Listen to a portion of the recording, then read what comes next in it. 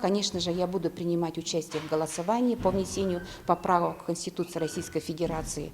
Почему? Потому что эти поправки в первой степени значит, относятся к нашим гражданам. И здесь вот эти поправки имеют отношение именно к человеку. Да? И вот очень много внесено поправок в социальные гарантии, заработной платы, института семьи, образование касается, да, также очень касается, там вот поправка была очень интересная, территориальной независимости, да, наших вот территорий, да, это тоже, вот, конечно, в последнее время очень много происходит изменений, поэтому я считаю, что вот эти поправки, которые предлагают наше руководство, они нужны, потому что жизнь меняется, и требования к жизни меняются, и, конечно же, есть такие моменты, которые мы хотели на законных основаниях за собой сохранить и как-то их узаконить, да?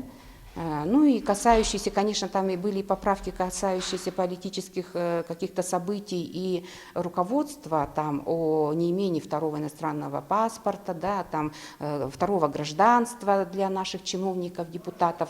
Это нас как бы несколько меня, может быть, и не касается, в большей степени меня касается именно те поправки, которые имеют отношение к человеку, к защите прав человека, свободного человека нашей России и Якутии.